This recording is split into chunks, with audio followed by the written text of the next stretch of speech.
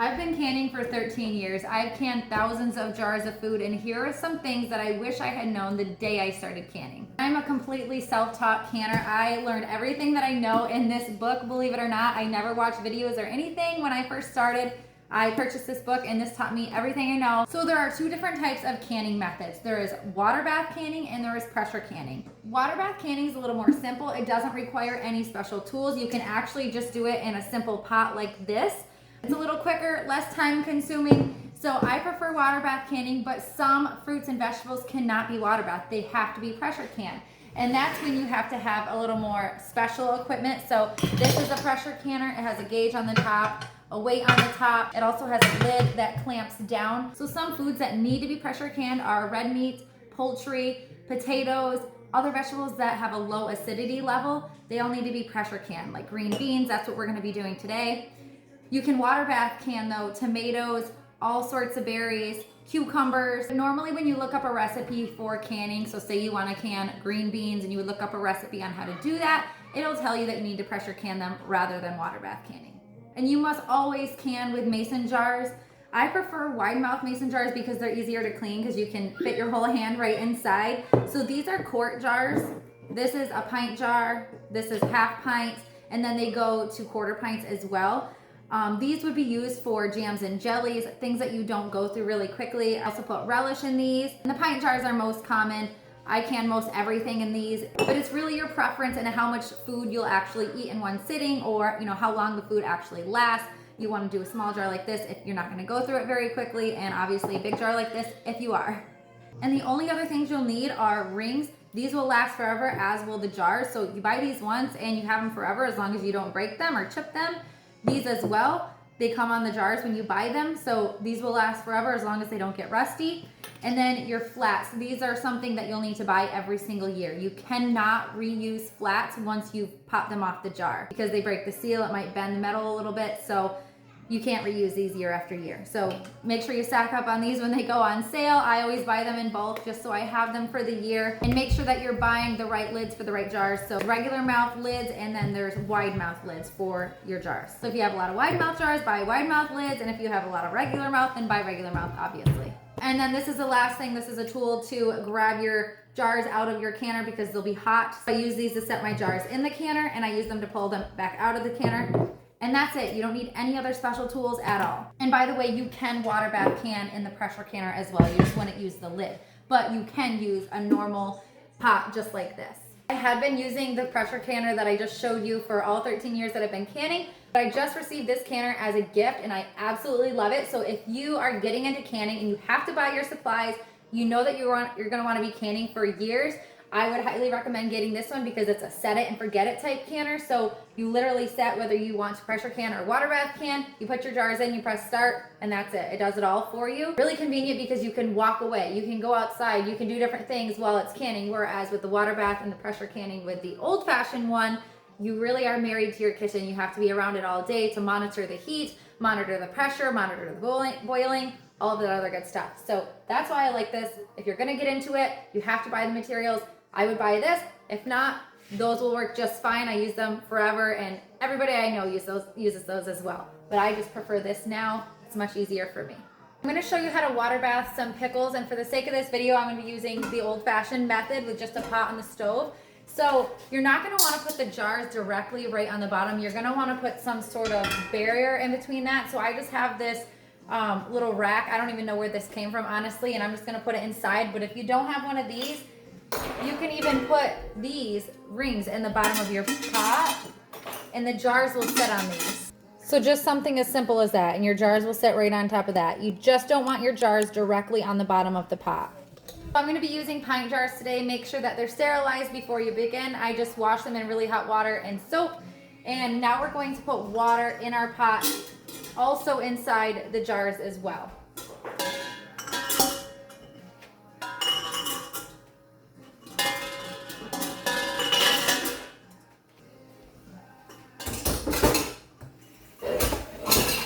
We have our pot filled with water, our jars are inside, and those are also filled with water.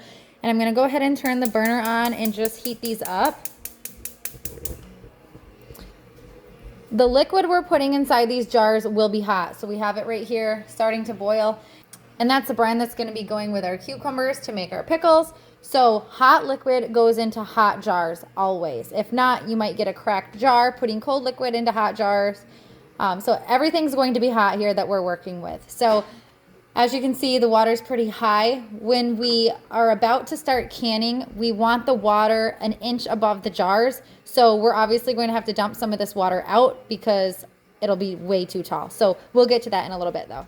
Okay, our water is beginning to boil, so we are ready to fill our jars. Our brine is also boiling, that's ready. So everything's ready to get started on our water bath canning of our pickles.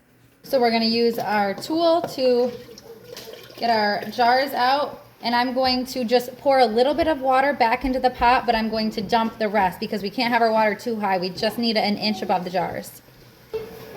And now we're going to pack the vegetables into the jars. You're gonna need a funnel for canning as well. I forgot to mention that. And make sure that you're using a stainless steel one. Do not use plastic. Plastic and heat should never mix.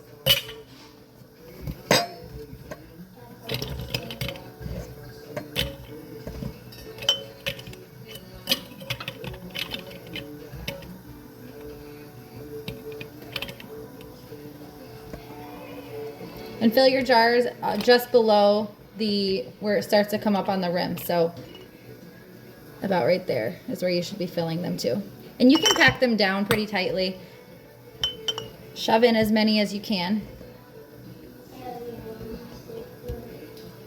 And now we're going to pour our brine in. And we're going to leave a 1/2 inch headspace, which means we need a 1/2 inch from the top of the jar to the top of the liquid.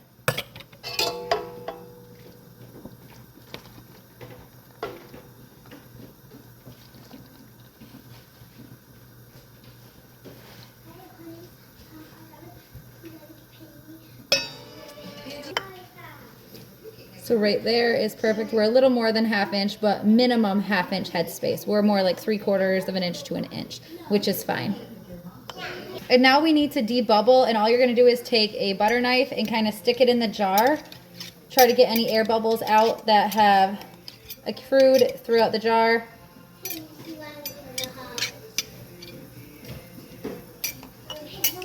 For probably the most important part of the whole canning process, you're going to take a damp paper towel or washcloth and you're going to wipe the tops of the jars.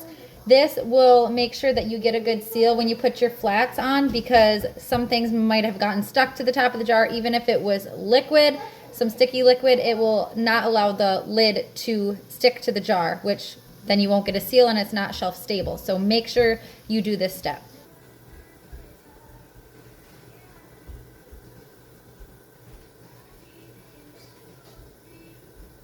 Okay, now we need to add our flats. Some people heat these up in a pan. I still do sometimes when I remember, but sometimes I don't remember. It's fine either way. They just say that you get a better chance of a seal if you heat them up, but I have a really good seal rate, so I'm not too worried about it. Now you're gonna put your rings on.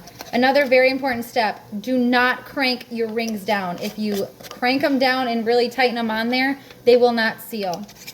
When I first started canning, my husband was helping me with one of the batches, and literally none of the jars sealed, and we didn't understand why. And later we figured out it's because he had really cranked the rings down, and literally none of them sealed, and we had to just keep them in our fridge. They were not shelf stable. So just until they're fingertip tight, until they start to get like a resistance, then that's when you stop. Don't over tighten them at all.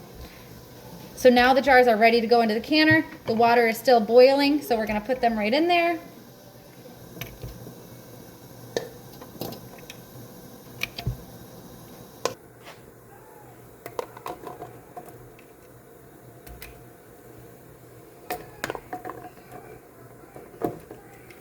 So all our jars are in. The water is at least 1 inch above the jars, which is good. And now it's starting to boil. So these pickles need to process for 8 minutes. So it needs to be at a rolling boil, not like this. This is not rolling yet. But once it becomes a rolling boil, then you're gonna set your timer for 8 minutes. But I'll show you what I mean by a rolling boil once it starts. So this is the rolling boil I'm talking about. So we're gonna set our timer for 8 minutes. Our timer's up, so we're gonna turn the burner off and we're gonna allow it to sit for 5 minutes before we remove the jars. Okay, it's been 5 minutes, so we're gonna remove our jars and put them on a mat so that it doesn't burn your counters.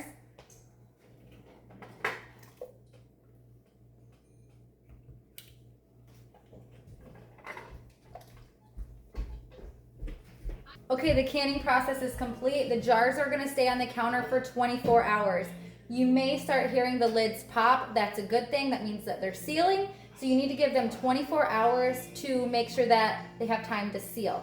So this time tomorrow, you can check the seals by unscrewing the bands and picking the entire jar up right from the flat. I'm not gonna do it right now because obviously they're way too hot, but they can be stored without the bands. They're stored with just the flats. And if they don't seal, you can just put them right in your fridge and use them up within a couple weeks. But if they seal, then they're shelf stable. So that's water bath canning. Super simple. Pressure canning is a different story, so let's get to that. So we're gonna be canning some green beans today, and you're really gonna have to pay close attention to these two things here. This is the gauge and this is the weight. So for green beans, we're gonna process it at 10 pounds of pressure, so right there in the middle, for 20 minutes. Depending on your altitude though, that will change. So my altitude is under 500 feet, so we're gonna be doing 10 pounds. But if you're above 1,000 feet, you're gonna be doing 15 pounds for all vegetables and meats that have low acidity. So first things first, we're going to fill our pot with water. We need about 2 inches of water in the pot. We don't need to submerge the jars like we do for water bath canning. We're gonna put our jars in. I put a little bit of water in each of the jars as well. We're going to turn our heat on and start heating up the water and the jars. So our water is at a simmer right now. Our jars are hot, our water is hot. We're ready to pack our green beans into the jars. I'm just going to dump out the water that is in the jars right back into the canner.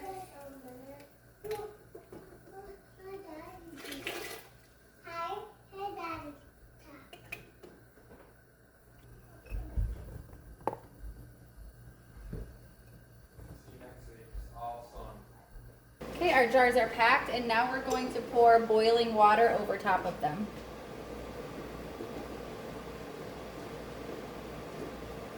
We're going to leave a 1/2 inch headspace, which means 1/2 inch from the top of the water to the top of the jar.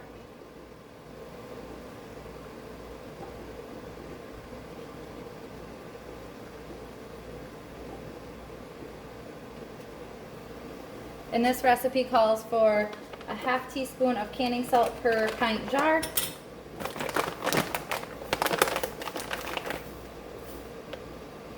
Wipe the rims with a damp paper towel. Flats go on.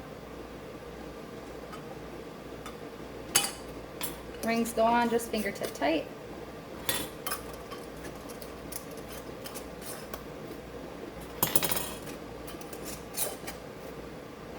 Put them back into the canner.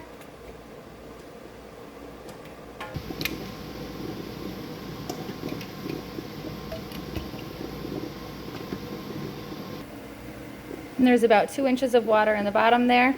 So now we're gonna put the lid on. Okay, so the lid is on. We are not putting our weight on right now. So remember, here's our weight that goes here.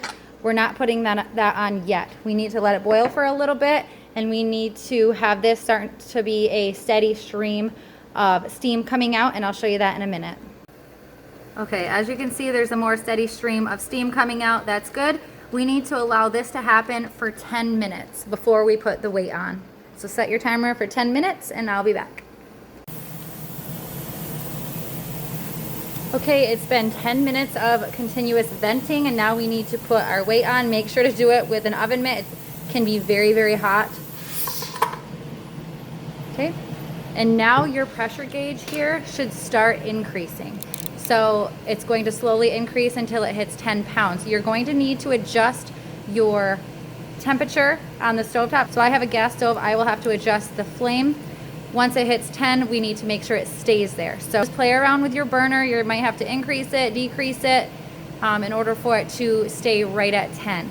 Once it gets to 10 pounds of pressure right here, if your elevation is below 1,000 feet, then you need to set your timer for 20 minutes. For this specific recipe, we're canning green beans. It calls for 20 minutes at 10 pounds of pressure. So you can see it's rising pretty quickly already. It should take no time to get to the 10 pounds. Adjust your flame, allowing it to stay right at 10 pounds, then set your timer for 20 minutes. Okay, our 20 minutes is up, so I shut the burner off, and now we're going to allow this to get all the way back down to 0. So don't take the weight off, don't do anything to this canner at all until the pressure has went all the way back down to 0. Okay, the pressure has decreased naturally to 0, so now we can remove the weight. It's going to be very, very hot still, so be careful. And we're going to let that vent for another 5 minutes. Now we can remove our lid. Very carefully though, everything is still very hot.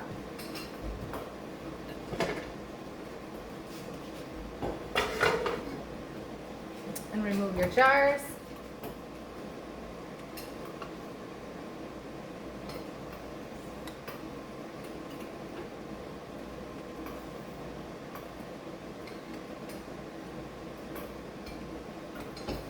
And there you have it, there's pressure canning. You're gonna wanna check the seals of these jars within 24 hours. So tomorrow at this time, remove the rings and then press down on the flats, make sure that they're sealed. And then you can store them in your pantry. If they're not sealed, they didn't get a good seal, just put them in your fridge and use them within a couple weeks. I post homesteading content like this all the time, so to see more videos just like this video and subscribe to our channel.